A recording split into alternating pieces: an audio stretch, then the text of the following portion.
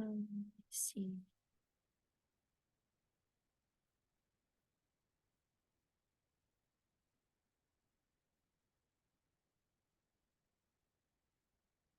Okay, so we are going to go over web servers and web apps attacks today.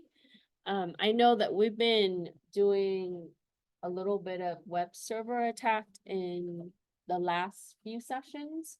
When you did the denial of service attack lab and also learn about that, we already started using web server and performing attacks on our own web servers. So a lot of this is familiar to you, but I want to focus a little bit more on some of the more script-based attack, and then looking into like forgery and browser exploits and things today, how that is done, because that is still very popular. So for the web server, ultimately, there are only a few things that encompass this web server attack. And the modus behind it is to gain unauthorized access, because web server is public facing, so it is prone to be targeted. And web servers tend to be connected to databases like user account databases and maybe health information databases. So this is where the attacker can go through the web server to be connecting to other servers to obtain sensitive data.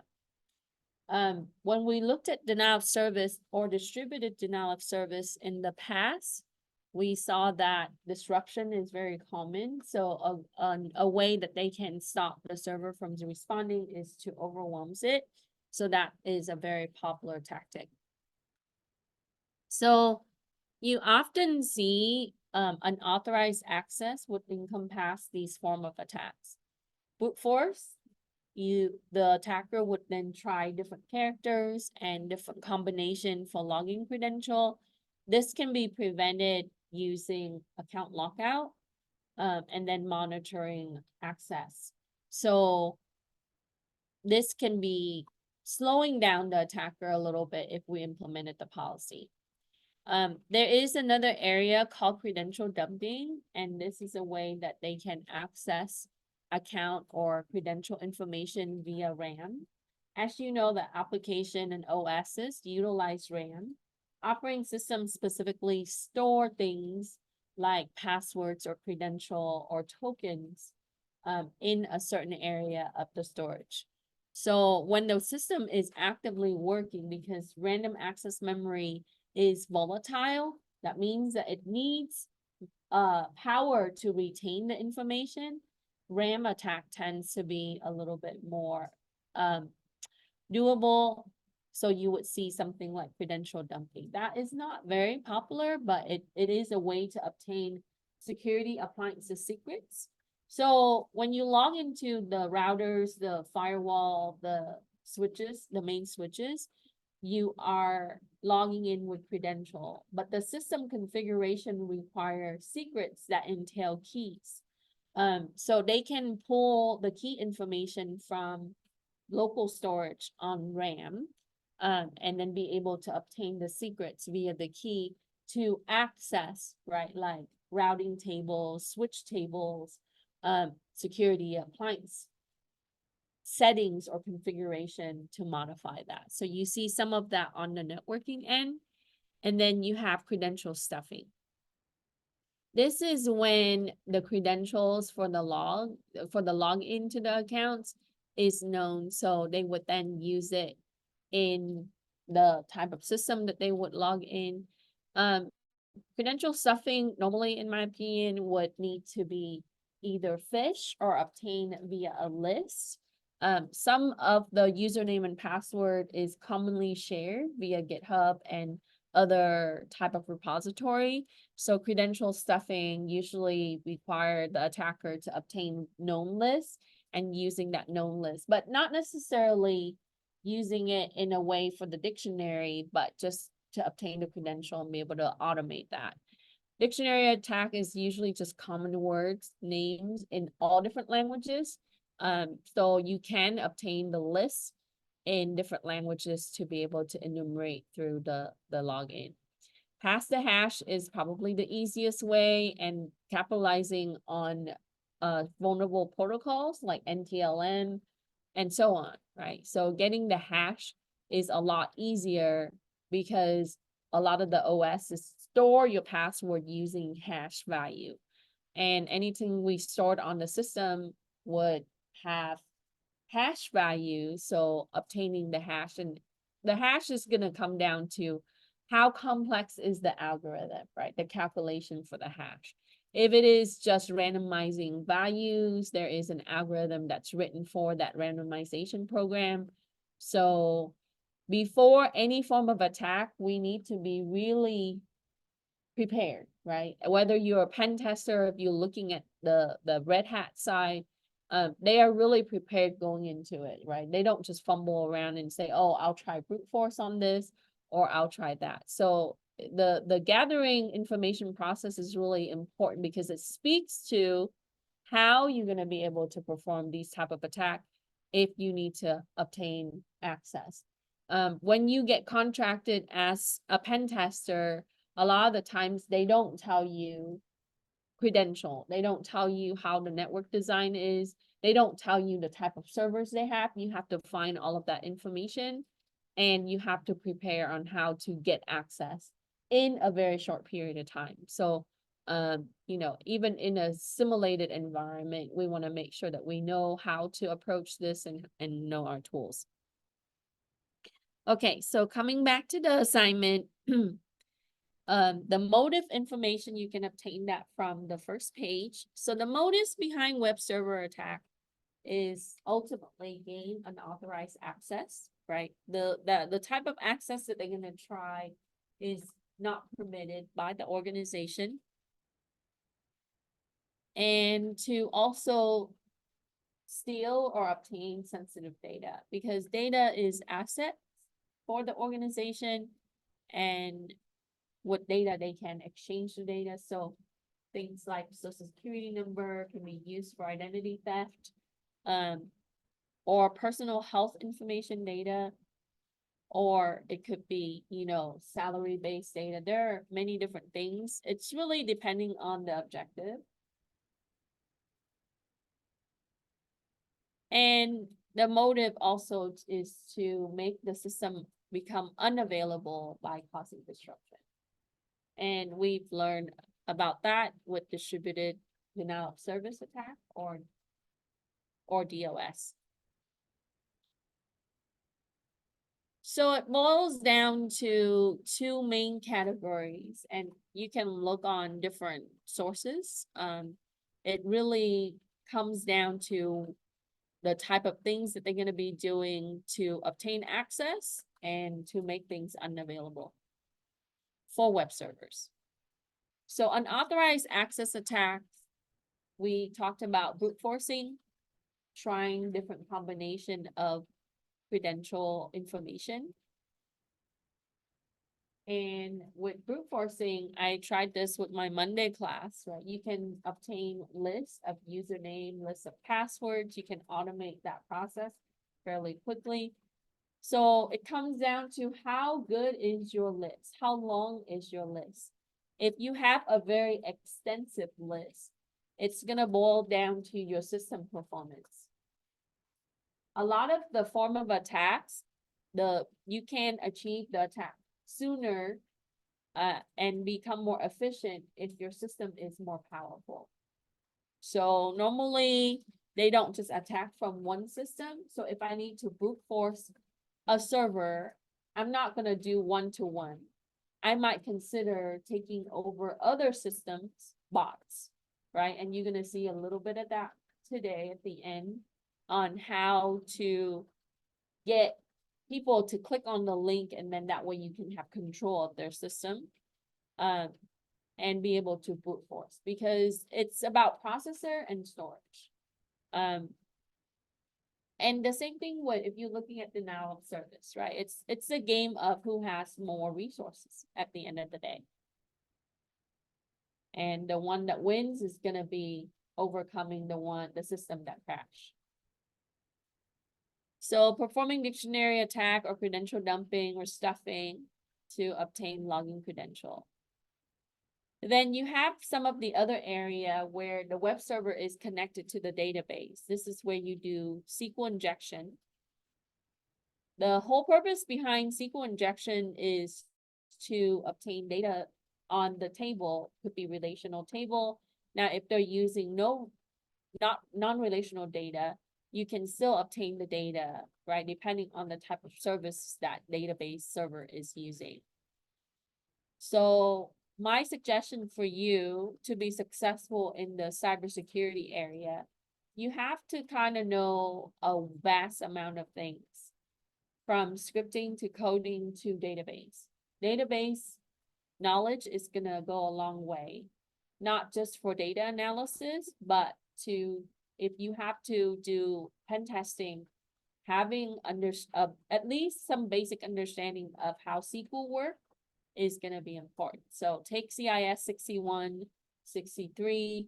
Those are the classes to understand MySQL or SQL queries. Now, the argument is that SQL might be, relational type of database is gonna go away. It hasn't been for a long time, and people are still gonna use it because it's convenient and it works. So simply injecting the queries or the code into the database and to get some kind of output, because the database job is to serve data when you ask for it. So you can simply use symbols, right? Like equal sign or question marks or certain type of operators that's gonna output certain type of value. So I can get a column of username and I can get a column of passwords because I know that that web server is connected to the database because they have a self-registration system for the user account. So that means that you have to protect your database with firewall, right? So your WAF, your web application firewall, WAF, is important. We learned about that last time. And then you have the cross-site scripting, also referred to as XSS. This is often used to steal information, sometime in the session, sometime controlling the account for the user. Normally, cross-site scripting is performed with other type of attacks like man in the middle. So you often see that, and there are different categories of it. We'll talk about that. Now, from a business standpoint, some of this can result in manipulation of the data, corrupting data. For the user, if they intercept your data, they can reroute some of your data to their system. And then also perform session hijack and other things with cross-site scripting. So you often see redirection. So if I'm monitoring the network, if I'm seeing redirection requests, or the user system is being redirected to an unknown server, a destination that's questionable, that should be a flag, right? Your intrusion prevention system, if it has the appropriate policy, it should notify, it should send an alert. And then the second area, we talked about denial of service attack. We spent a chapter or a unit on it. And so it's just overwhelming the servers where it cannot respond anymore.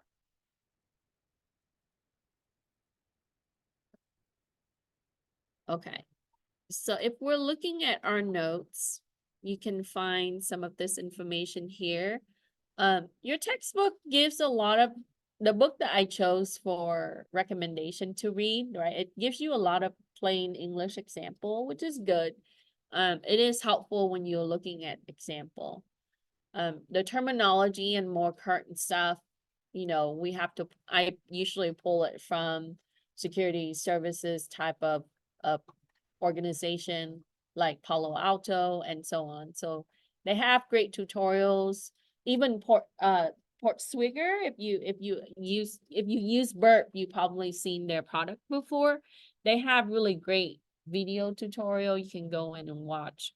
and go through. I think they're trying to build out some educational type of courses, similar to, you know, a lot of the entity that you see online. So cross-site scripting is a little bit more complex compared to other form of attack. This will require you to understand a little bit more on web-based scripting if you're attacking web servers. Okay, and how the web design really works. So having the knowledge on web development is important, especially if you want to assess web server and web application. This is my favorite area too. I think that, you know, we live in this all the time, right? Every organization has some kind of web application and web server. So, you know, you can definitely do really well in this area. So the first one here you see is DOM-based XSS. And the important takeaway from this is this entire attack is built around document object model. This is an environment that the user has on the browser. So the script is really intended to capitalize on client side and how the browser interact with the client.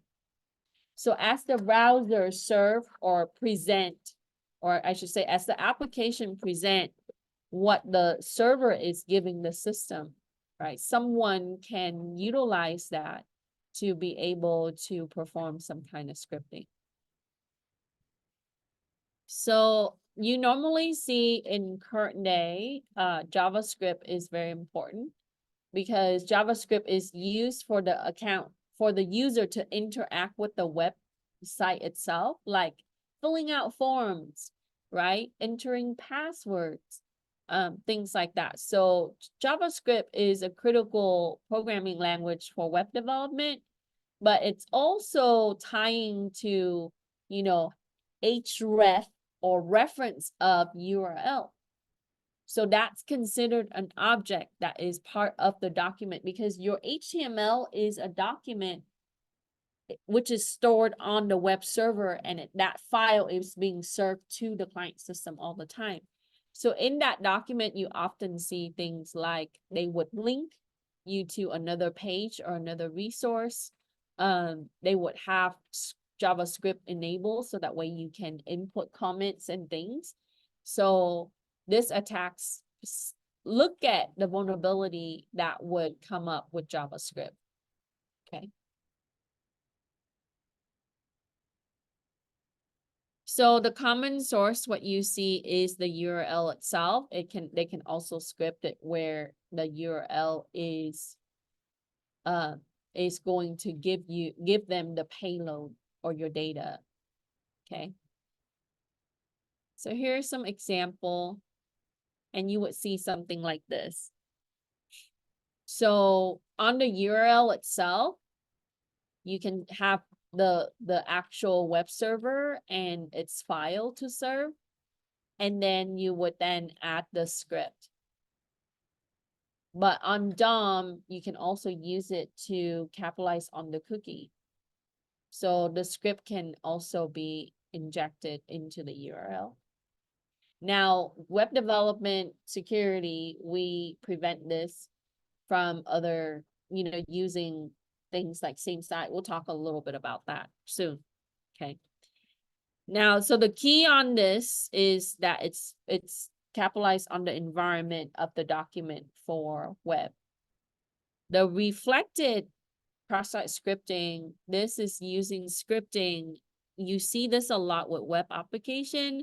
So when you have a post in the web server, like you see that as a post. So when you connect to a web server, that's a get, right? That's a task for the server to give you the index page or the page.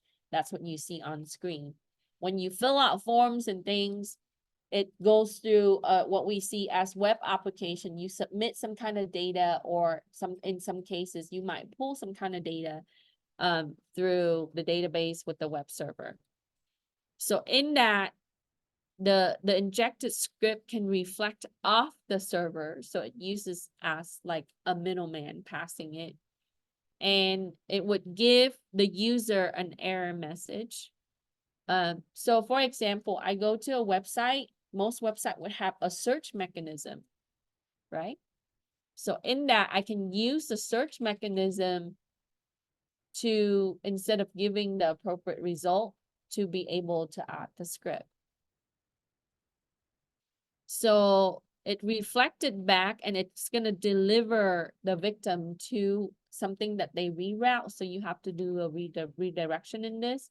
And normally this type of script, it can be delivered in other type of media like messages, email, and so on. So when the user click on it, it will cause them to have a malicious link, and then you know, it would then inject the script. So whenever they visited that site, that script is ran, and it acted like it would be trusted for the server. So in this, you would have to do also a man in the middle where you become the trust entity and the client is no longer the trust.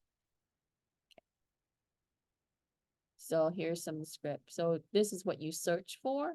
Let's say you're searching for a gift to buy, right?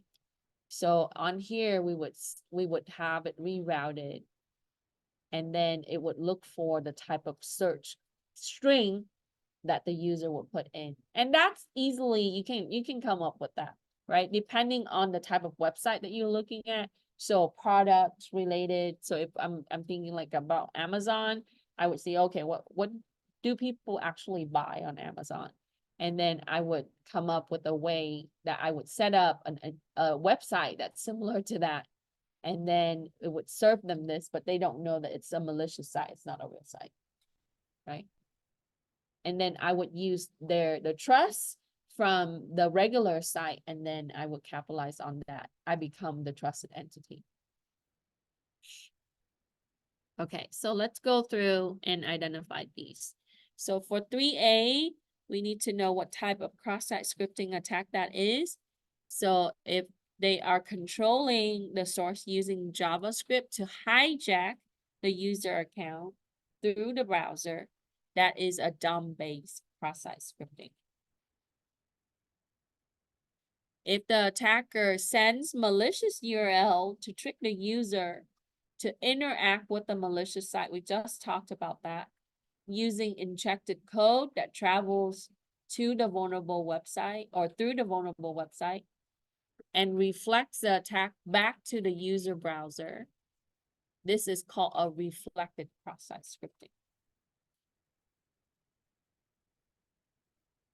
For C, the attacker stored the script on the database server or any server. An example is a database server, which is retrieved when the victim submits a request for the stored information. So I can add that into something for the user account. For example, you know, it could be also storage server. So if the user access that, it's going to activate the script, and then now they have the control over the client system, the user system via the browser. And then D, the attacker submits malicious payload using form. Once the back-end user admin of the application opens, the attacker submitted the form via the back-end application, the attacker's payload will get executed. This is called a blind cross-site scripting. Not too popular because it also requires back-end, meaning access to your server for configuration and modification purposes. So with that, they would likely already obtain the credential via the other attack that we talked about, like brute force, dictionary, and so on, in order to access the admin part of the application or the web developer account information. So they need to have back-end access. Any question? Repeat this up a little bit, Robert, please. Mhm.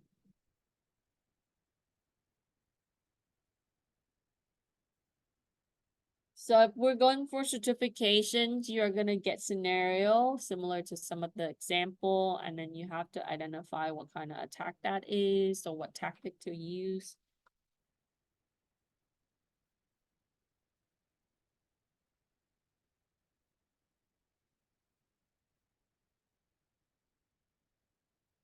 JavaScript is a really easy language to learn. You can learn it outside, or if you want to take the course, it's CIS14A. I think they have the whole series, but 14B is rarely offered. I used to teach 14A. It's a pretty fun class. You get to build things like a full working website that has like all the functionality, the forms, the buttons. I think Angela Thomas now occasionally teaches it. But you can take it at Norco or RCC as well. They teach it to the web development certificate, so you won't have the security side of it, but you have to think about how it's used for security.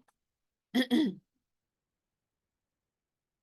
then Node.js is also critical if you can learn Node.js. Okay, question. Okay, so some of the example and the information is here. I took some of the snippets from Portswigger. Like I said, there are really great tutorials on some of the sources that you can use. And you want to stay a little bit more current with the attacks because a lot of the security service company, they are exposed to newer form of attacks. So they publish a lot of educational base for their customer or their potential customer. So you can find much of this information publicly.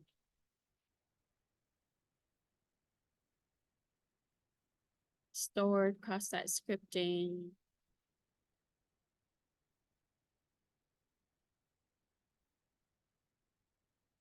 Now, some of the tools that we're going to be using today, it is performing cross-site scripting, and you do see that when you have it set on verbose.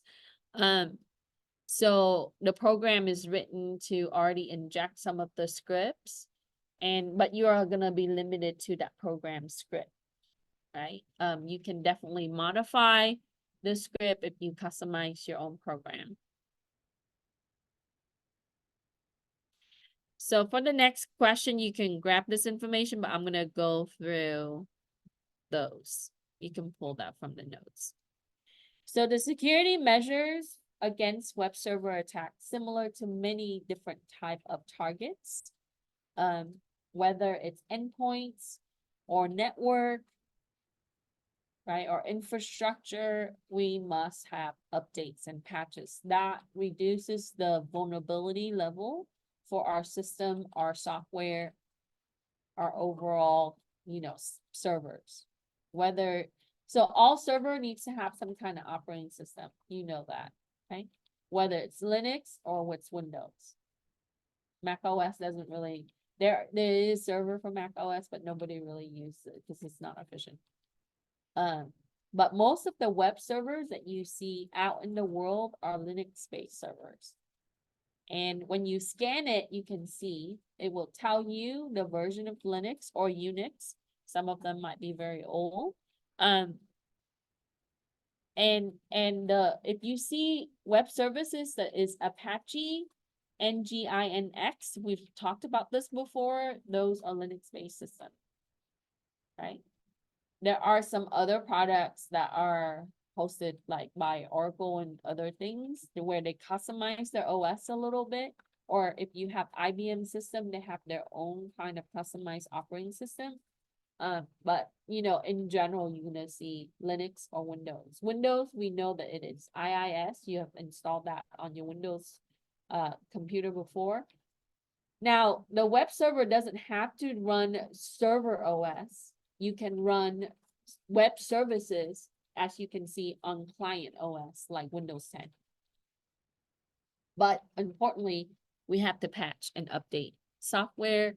We patch firmware, we patch driver, we need to run the patches and updates. Access management is critical, how the server is accessed for updates with websites, like modifying the websites and content, for development purposes, for maintenance purposes. You need to make sure that you control the privilege level of access, and it always is least privilege. So if you want to become a sysadmin, you overlook web server administration area. and database. Okay. We want to use secure coding practices. If you go to a lot of the framework websites, they already have implementation security into their framework now through development, but they also have instructions on how to build out web systems that is more secure, right? Their recommendation and the approaches that are recommended are useful. So the industry already have all of these things in place. We just have to make sure we implement them. And then we need to employ policies on intrusion detection systems and intrusion prevention system. Rules needs to be set. Detection, it's gonna notify you. Prevention, it's gonna block or allow. So the ACLs also needs to be set on these access control lists. That is gonna tie back to permissions and who has what permission or which system has which permission. Okay. Don't use default configuration. This is an audit issue. I always look for this first. Like default password username, that's, or default configuration, or they don't set configuration on some of the areas. And because once you configure, you can actually save it as file. All network appliances, security appliance does this.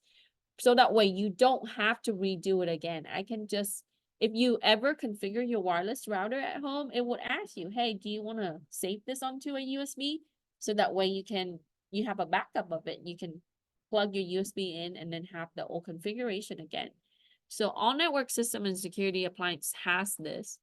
You just need to make sure that you save it securely, like use encryption.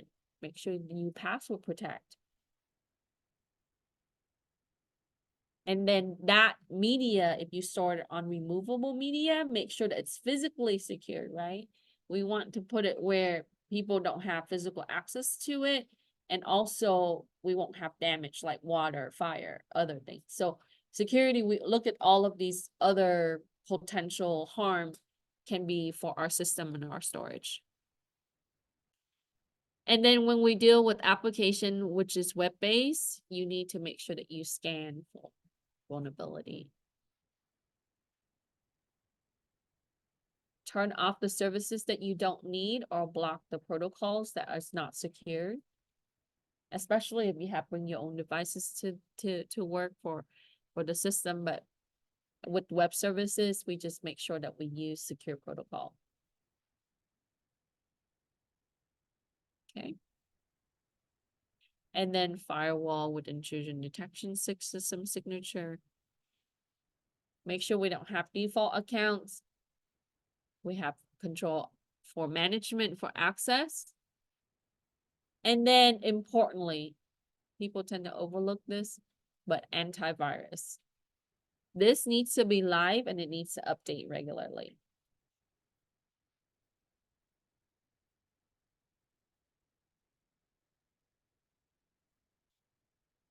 So AV is critical.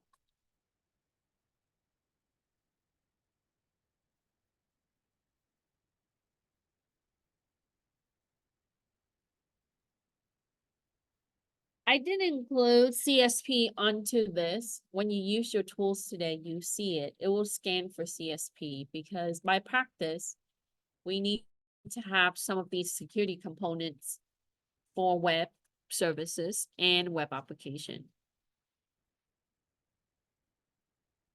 So CSP stands for, I'm going to move this down a little bit. Content security policy. You can find this in the notes. It is used to reduce web server and web application attack. This is just like a file that contains the rules for the web server to follow. Just like anything else, if you lock it, they will try to open it. So we are just buying time when we're implementing policies. So CSP restrict the resources such as scripts and images to be embedded or added. So for example, right, you've seen comment box or text box on web servers that you can upload files, right? Like upload a picture of yourself for your profile. You see that with social media all the time. So how can I prevent something malicious from being uploaded? What if someone created a picture that contains malicious code, right? And they would try to corrupt, let's say, Facebook server. Well, if they implemented CSP, it's gonna examine the type of data or the scripts that's being passed into the web page. Okay, so if I have a comment box, do I worry about people scripting into it and submitting it and corrupting my server? Yes, but you can implement security components like this to stop that from happening. So it is just a program or a type of file that is referenced to check against scripts and things like images that could be malicious. And I'm not talking about like bad pictures, right? I'm talking about files that are embedded with malware. And this is, you see this all the time, right? Like when you're uploading things, when you are using your drive, they implemented this in the back, right? As a user, we don't notice these things, but now as IT and security professional, you know that that's being done. It's gonna make more sense. Things gonna gel together when you use things. You're like, oh, it's this and it's this and it's this. It's gonna make sense. The big picture is gonna draw together. Yeah. I made a mistake, can you help me real quick? I think I locked the mouse. There it is.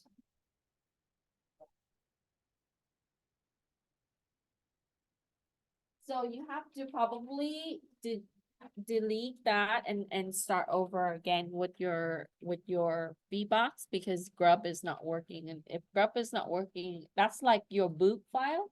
Yeah. So it cannot boot without Grub. So either extracted is not fully done correctly or using something that's still compressed. So to bypass CSP, an attacker would then need to inject an HTML element, and HTML is really easy to write. So when something is clicked or something is activated, an action occurs, it will store, it will upload it, it will store and send everything that's enclosed into the HTML. Because they realize that if you use an image file, it won't pass. If you use a script, it won't pass. But web server accepts HTML code, right? But you doing this is going to require back-end access. You know that. So to modify, to bypass CSP, they have to have some development access level. It's a form of injection, but through HTML. So it would send everything enclosed by the injected element to an external server, which is they can set up.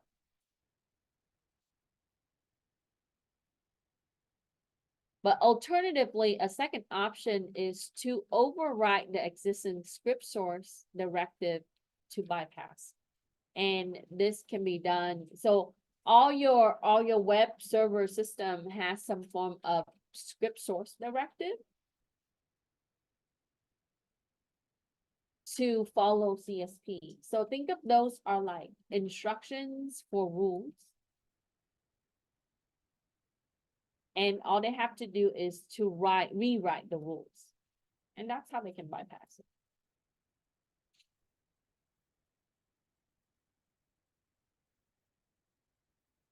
So to start, an attacker would need to find information, and this is part of, is it footprinting or fingerprinting? When they're interacting directly with the server itself to obtain the server attributes and settings, that's fingerprinting. We spent, I think, a week on this, where we were looking at banners, remember? So when you're scanning for banners for web services, that's part of this process, is to gather information. So ultimately, they would start with getting the services to find out what kind of services is being served or provided by that system. The operating system version, because that tells us the vulnerability of the software. If it's an outdated OS, or the OS that has a lot of vulnerability, then they would just research the vulnerabilities. And then additional install software such as Apache packages, IIS, or PHP, very common with Linux servers. So PHP has flaws. And then the protocols that's used, right? HTTP, HTTPS, bless you. And then for Windows system authentication, they use Kerberos. So Kerberos is flawed, right? I know Microsoft says it's not, but open ports. So port scanning, you can do this with Nmap or other. DNS records. Why do we need to do that? Oh, DNS is tied to web server because it's part of the domain, right? .com, .org, etc. And we need to get the records for the DNS for redirection as an attacker. And then credentials, vulnerabilities, database server information if you want to pull data, session ID, cookies, and misconfiguration information. That list alone can take hours and days and months, sometimes years, depending on the scope of your attack. So if you're looking at something that's large, like, to attack all the web servers for something like Caesar Palace, that took a lot of research and planning, preparation, understanding how those servers work. And the attack itself is a very short period of time because everything has already been prepared, right?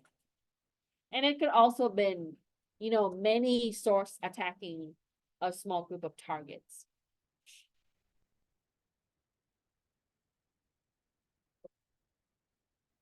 Any question?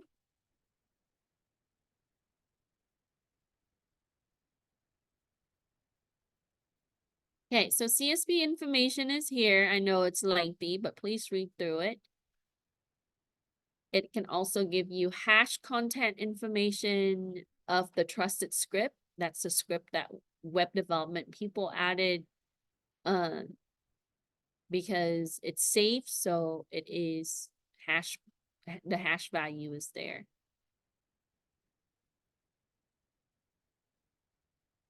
And then bypassing information for CSP.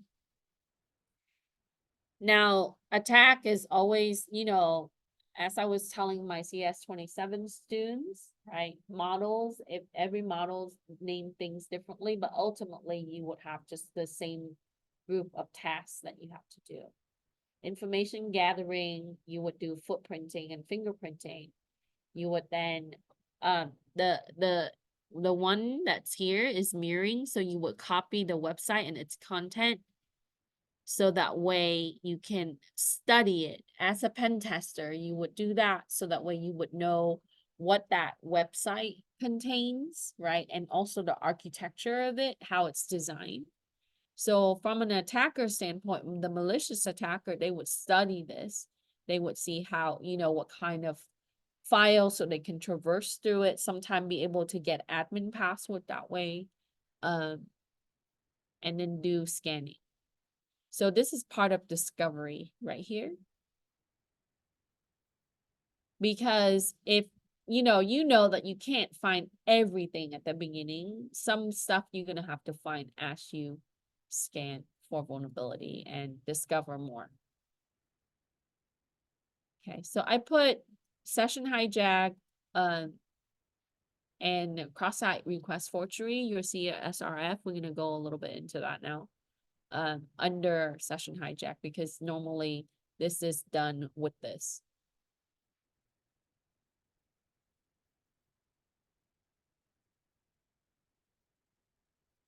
So for 7, it says in web server attacks, what steps are taken by the attackers after network and server information have been gathered? That's probably the first few things they're gonna find out, right? How many hops am I away from that actual target? Some public network information, what type of domain that it's connected to, who's hosting it, stuff like that. So after they have gained enough information, that's gonna give the attacker ideas about what tools to use for attack execution. And if you want to be pen tester, to be effective in this, you have to logically think about your attack and the tools that you use. You have to be efficient with your time and resource. Then after that will be privilege escalation. That's gonna give me, as an attacker, the higher level of access. Then perform session hijacking. Capturing session ID cookies, right? Do cookies poisoning? There are additional tasks that's involved in that. With that, we need to do a little bit of password cracking, man in the middle, denial of service, and sometimes all of this together, right? Depending on the target. But you do see on the more vast website that has interactive accounts and things like that, you will have to do more attacks. So before, if you remember, one of the students tells me about, like, one of his friend has a web server and maybe he's asked to attack. You have to really look at the scope of your target, right? It might seem easy, but you have to really think about the elements of your web server, what it contains, right? And in order to do that, we have to find information about it and then to make notes, record all of that, and be able to really identify like how we would approach it. It's just like how you think about bank robbers when they plan a really big robbery, they really study, right? They study about security guards, exit, entrance, when do they change the guards? You've seen this in movies. Digital attack is the same thing, right? Sometimes it's a form of digital robbery. It's just a way to really go in, steal data, and then leave. But for web servers, we have to really, because it's already public, you can find a lot of information on it.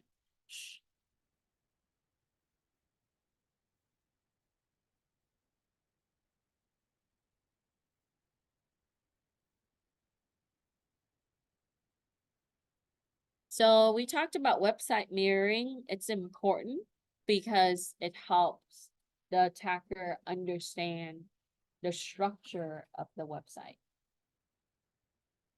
You know how you have tabs on the website? When you click the tab, it loads another page. Or when you're using websites on your mobile phone, right? They develop it to scale it to mobile display and things.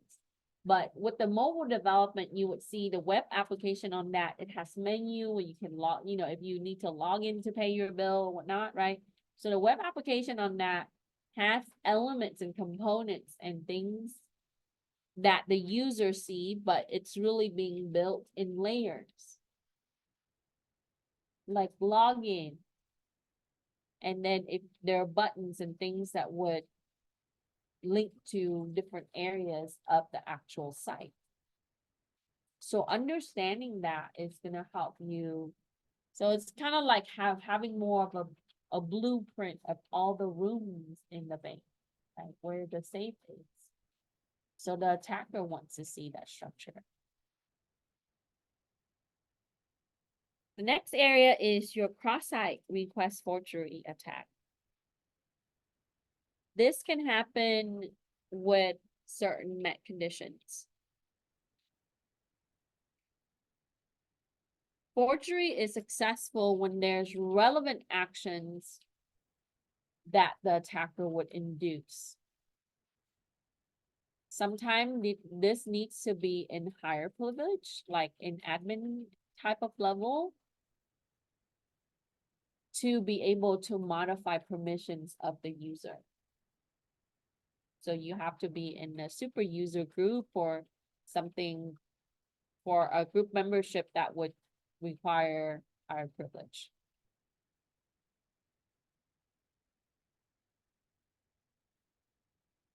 Or sometimes it would pertain to user specific action because the data would be correlated to that, such as changing the user password or their profile.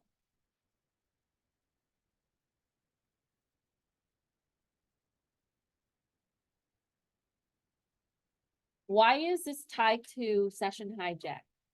Because in a session hijack, it is used for impersonation, to pretend to be someone else. So forgery is that. It is a way to forge that user action. So your CSRF is done. So for example, right, I logged in to an e-commerce website. I shop, I add things to my shopping cart, and I click checkout. At that moment in time, forgery can be done, CSRF, because an action is induced by me, the user, to click checkout, right? So at that point, they would then intervene, the attacker would intervene and impersonate me through man-in-the-middle attack, session hijack, and forgery.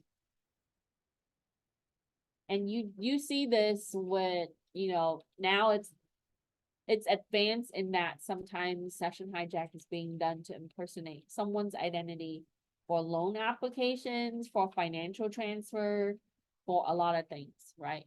But normally the target is often exposed in that maybe their information is available on the dark web, or they are high profile individuals, celebrities, political people, and etc.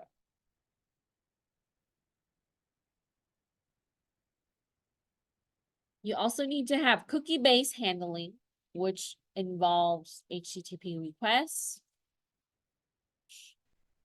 because the cookie is used for session handling to identify the user request, right? So the cookie is just a file that's stored for that session. So that way the system can reference it real quick. So I logged into HTTPS. I submit my login information, right? And I might go through, I don't know, Amazon.com or some kind of e-commerce and look at my products, add it to shopping cart, and before I check out. So in that, during that time, once I logged in, the cookie saved my session information.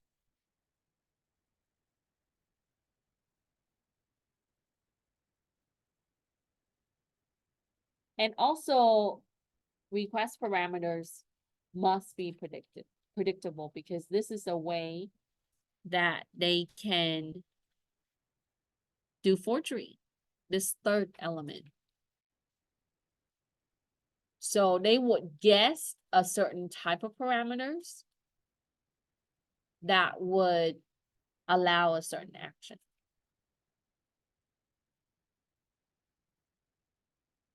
So they need to know the value of the existing password in order.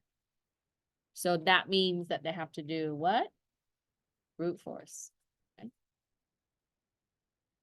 Or a dictionary, or rainbow attack, or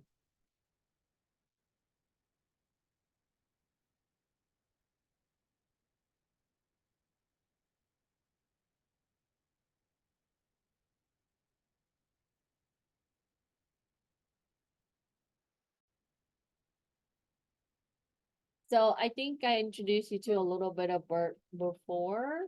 Burp is not very Kali Linux friendly because Kali Linux is equipped with a certain version of Java. But I do recommend that if you get a chance, you can install it on like a Windows system to kind of play around with it.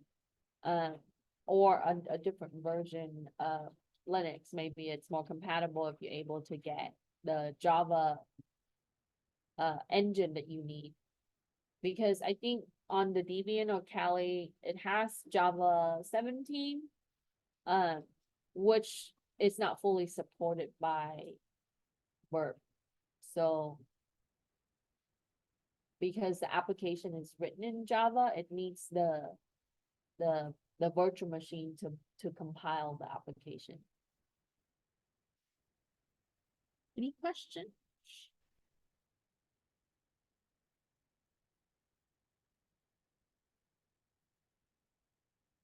Okay, so 3 conditions, you can find that there. You don't have to type it. I did summarize it a little bit. For Burp Suite Professional, if you look at this is a proprietary software. It's not the free version. The free version you have is very limited, right? You don't have that type of feature. But this with the professional version, because it is a very popular tool for the industry, it's good to know, right? If you land a job at a facility and they use Burp, then you would know that it does contain POC generator for CSRF, and you can use this to perform pen testing. It's mostly made for that.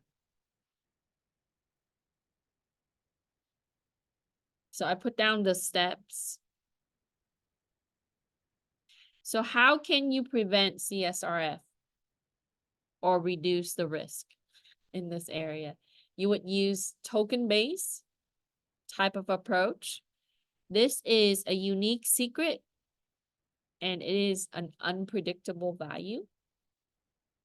Remember that the forgery, the third element is that they need to be able to predict that, right? So we have to throw in something that they cannot predict.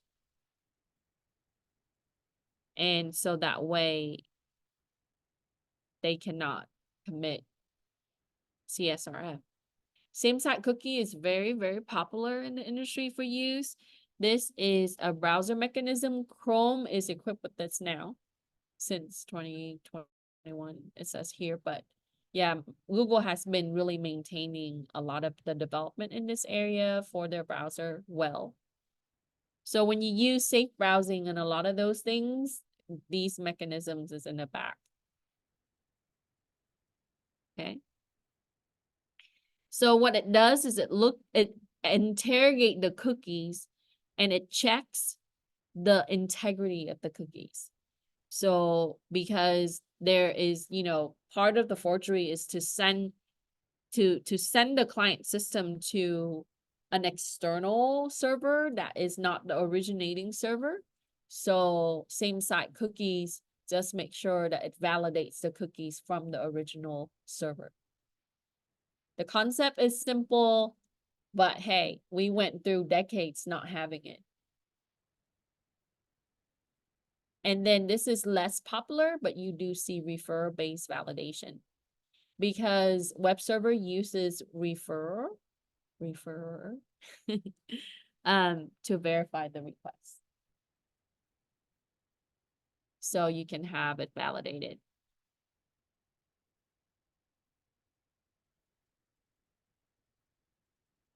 Okay, let me move 10 down a little. Okay, so we answered 10. We can use POC generator to test CSRF. That's in Burp Suite Professional. I think there's a trial version, but normally the license is high. How the tokens can be used for security defensive mechanism against CSRF. It contains unpredictable value that is generated by the server-side application. It is then shared with the client system. So with that, it would then be used for action for the user, such as transferring money between accounts, and so on. This token is unique because it is validated based on that request between the client system and the server. So that way the attacker cannot pretend to be the user.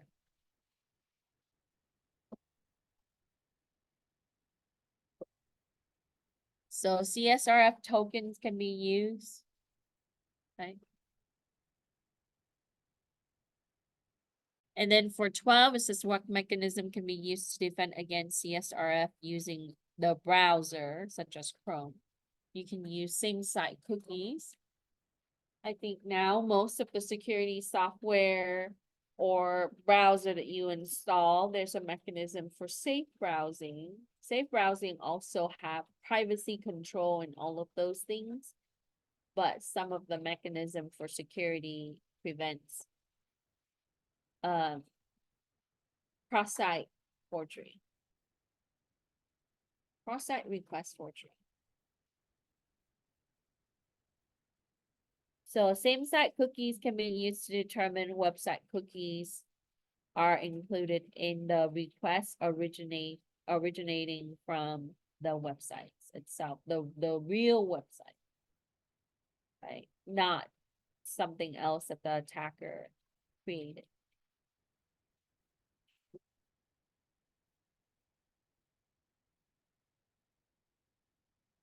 Any questions?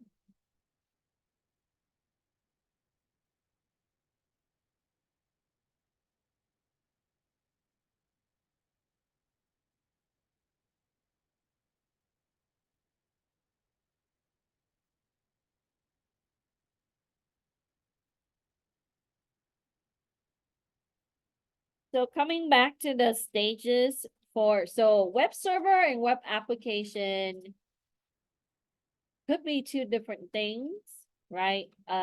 Like I said, when you're using the website that you can interact with on your mobile phone or your smartphone, that is web application. Web application allow the user to have more interaction. So for example, if you're using like trading type of application to trade your stocks, or even some type of bill or credit card based app like Citibank, that's a web app.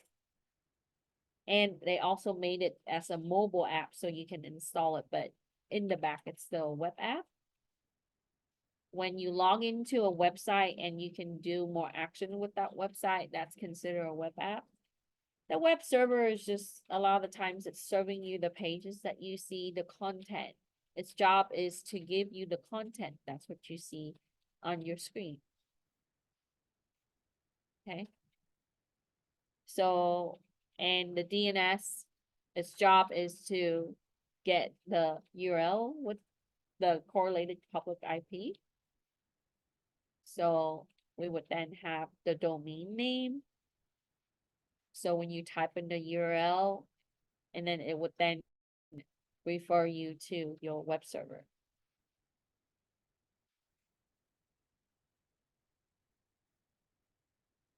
So in the web application attack, you're gonna see that it's almost the same because it's tied to web server.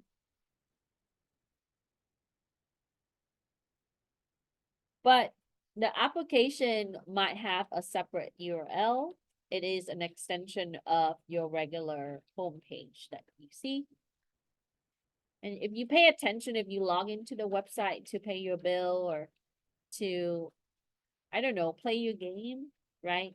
It is an extension of that regular page, that regular site. So it might be a subdirectory, and then it would be tied to additional services depending on the purpose of that particular web app. So if you're looking at like stock trading, that is an extension of the company site itself, but it would have additional functionality. So it might be tied to, you know, the stock market database to update prices on each of the stock. So when you're reconning the web app, the information needs to include the URL of the application, the server that's hosting the web app, the application frameworks,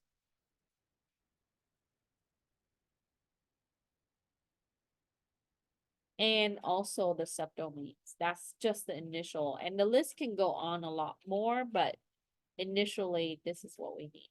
And then you can refer to earlier, we talked about web server. So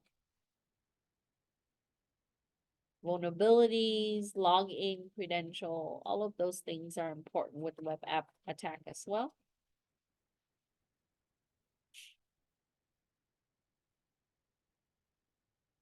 Any question?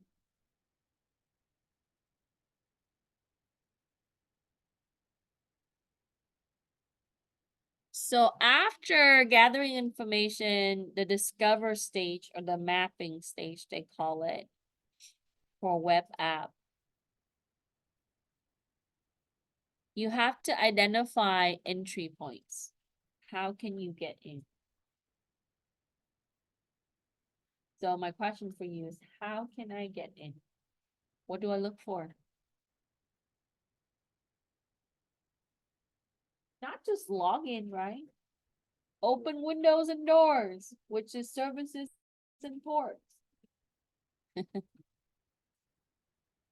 But with interaction, because I know web application has interactive actions for the user, that means that there are forms and fields and things that the user can input. IO type of interface.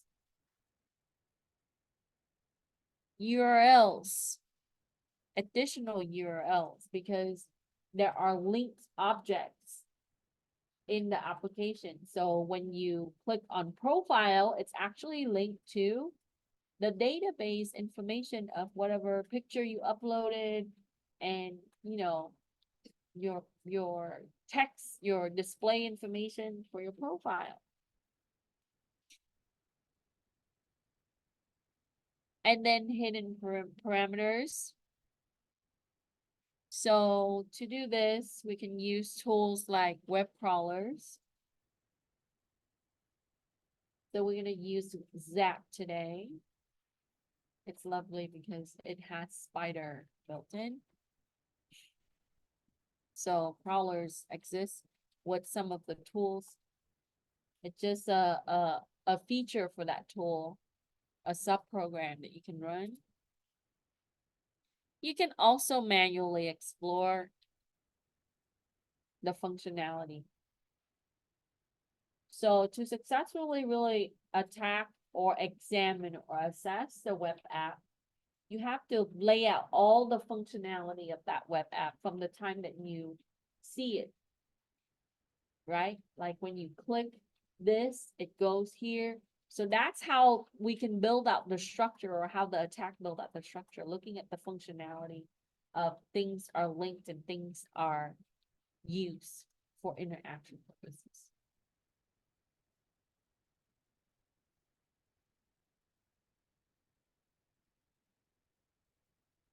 Because all of those things are developed, right, as processes and sometimes part of DOM.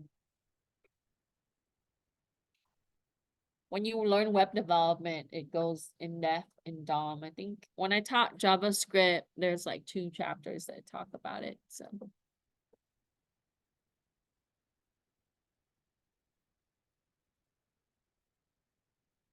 okay. Let's go here. So the stages are here. Vulnerability scanning. This is used for, you know, the attack types that we talked about. So finding the vulnerability is important. And then you can also look at testing. So injecting payloads,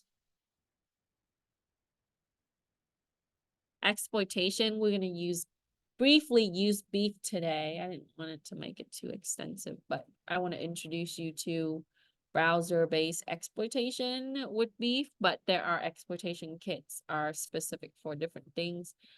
Web app has quite a few, but so exploitation. And then for post exploitation, we would then gather information, credential sensitive data. For the attacker, this is when they pull that and leave and maintain persistent in the system, maybe coming back later, install backdoor, other things. But for us, pen testers, we would then document and report. This is where you recommend improvement for security. How to maybe add policies or change policy. And then the development side, right? Depending for the type of organization, likely compliance require audit for web applications. So everything that you use nowadays, the organization is required to at least audit it once a year. So even before it goes roll out live, and you do see some of, they ask you to install the update version of the mobile application. It is a web app, right? Some of it is to reduce security, but a lot of it is usability, right? To make sure that it is more intuitive to the user needs and so on.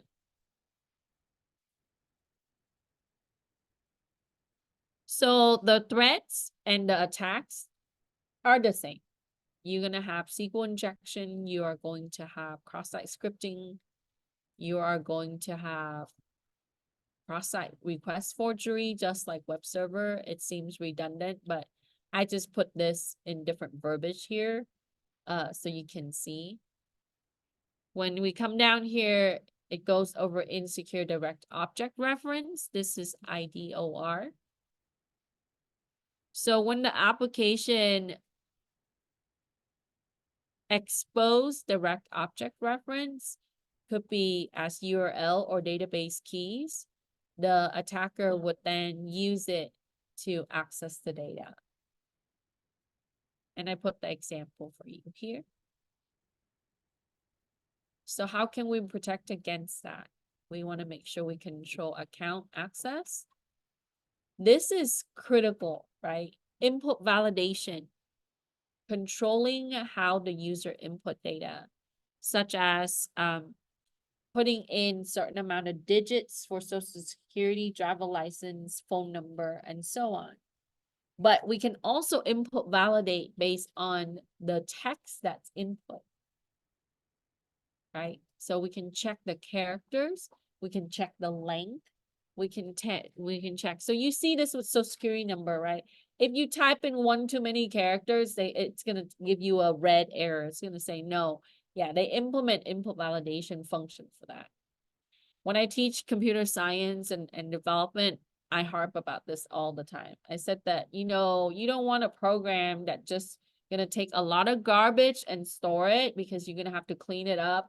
All the data that comes in that has garbage, you have to clean up the garbage, right? Like, who wants an error on social security number that's critical to that account? Right? You don't want to go back and have to check it again. Just have the user check it when they input it. Okay. People fat finger all the time. I do. And then also, we can also use this to be able to check for things like this.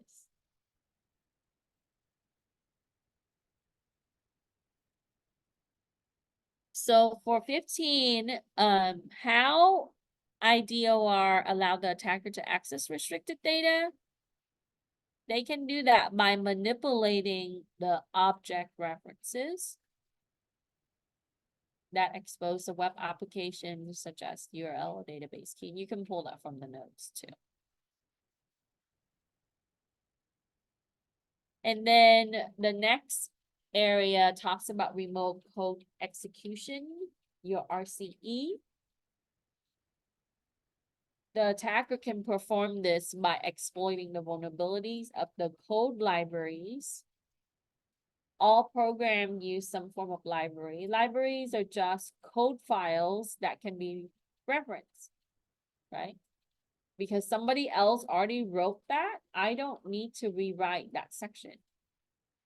Your web application use a lot of different library. Things like when you pay with credit card and it gives you the option to open your camera or not, right? They pull the IO library for that to activate your camera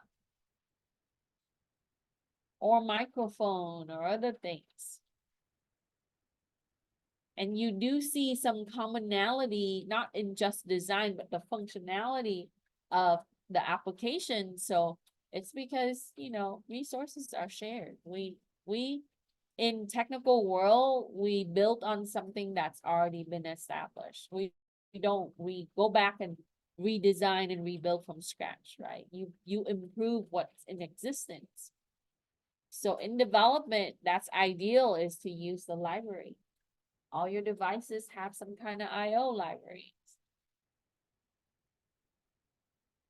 So they can exploit the code libraries and then, or inject the malicious code through the user input field. This is why input validation is critical.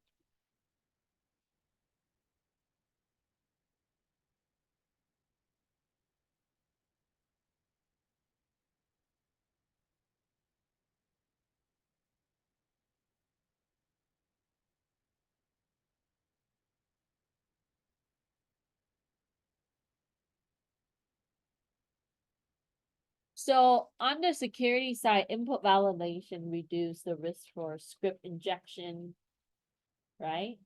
It also reduce other type of attack base to pull data.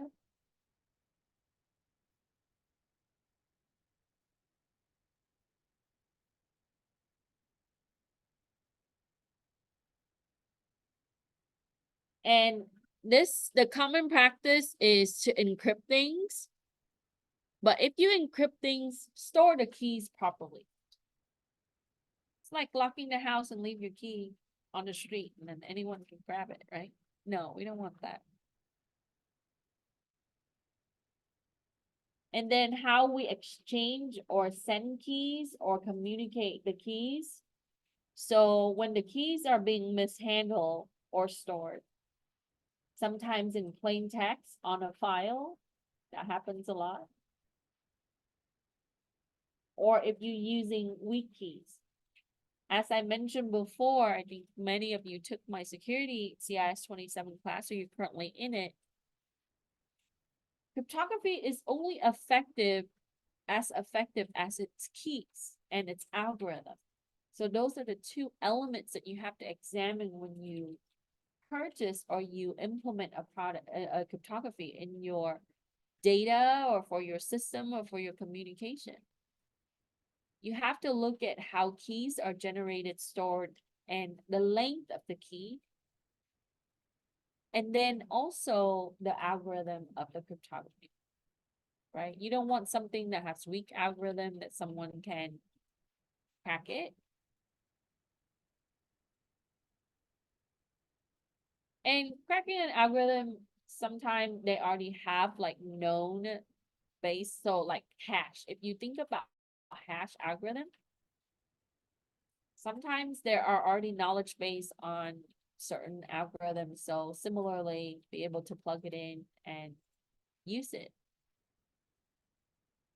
But for the product that claims to be unbreakable, in my opinion, everything is breakable as long as you have the resource, which is time and system resource.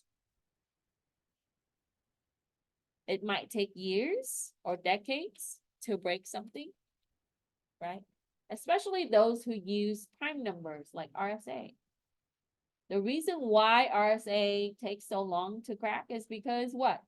To generate a certain large amount of quantifiable prime number requires a super system. So if you have the performance for the system or the time, if you have a slow system, it's just your processor is going to take longer to quantify that, to compute those values. Understand? So it's a game about race.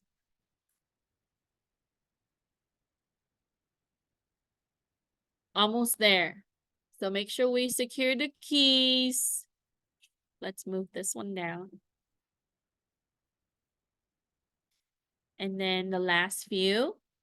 So how can I do better in key management by practice for storage? We need to regularly rotate the encryption key. And we gotta make sure that they don't get access to, so we gotta make sure we control access management for the keys. You know that admin or root users can recover keys and have full access to keys, right? So as an attacker, you have to know that. You have to say, okay, well, if I'm the attacker, I'm gonna aim for those type of accounts, because those type of accounts have access to keys, secrets, hash, recovery, things like that that can be retrieved. So we have to look at either role-based responsibility, even for the IT people, for encrypted data.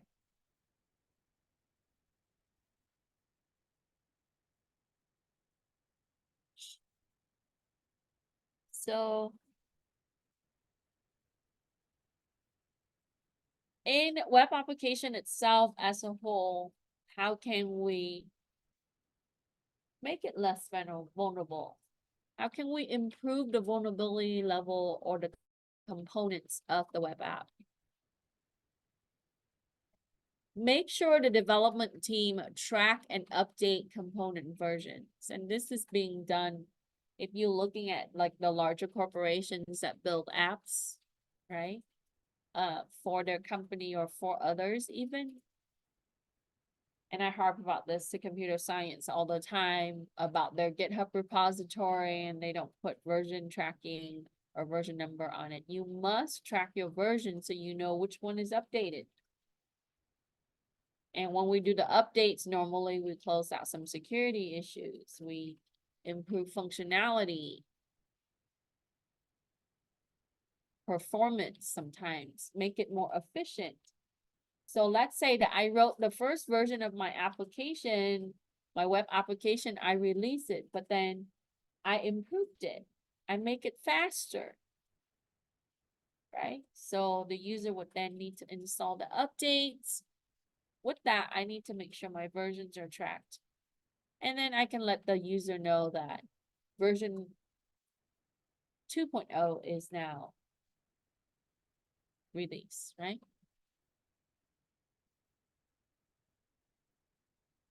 We can also use vulnerability scanners and ultimately development practices needs to be improved.